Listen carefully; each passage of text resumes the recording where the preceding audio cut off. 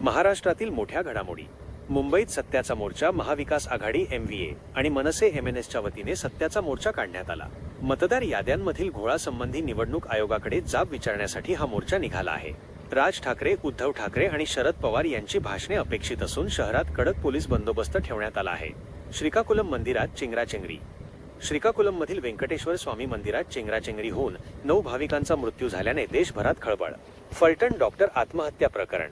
फलटणमधील doctor तरुणी आत्महत्येच्या प्रकरणाचा तपास महिला IPS अधिकारी करणार. मुख्यमंत्री देवेंद्र फडणवीस यांनी तपासाला गती देण्याचे आदेश दिले आहेत. मुंबईत पावसाचे वातावरण. मुंबईत ढगाळ वातावरण असून CSMT भागात हलक्या सरी सुरू आहेत. राष्ट्रीय आणि आंतरराष्ट्रीय बातम्या. ब्रिटिश राजघराण्यात मोठा बदल.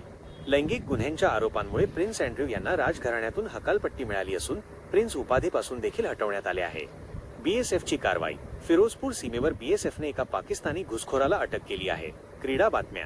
महिला विश्वचषक क्रिकेट. आज भारत ऑस्ट्रेलिया महिला विश्वचषक क्रिकेट सामना नवी मुंबईत पावसामुळे खंडित झाला आहे. World cup team India. World cup फायनलपूर्वी टीम इंडियाच्या व्यवस्थापनावर चर्चेत टीका. जेमिमा रोड्रिग्सचं भाषण सोशल मीडियावर व्हायरल झालं आहे. स्थानिक घडामोडी. मुंबई वाहतुकीत बदल. मोर्चा आणि पोलिसांच्या सूचनांमुळे मुंबईतील काही रस्त्यांवर वाहतुकीत निर्बंध लागू.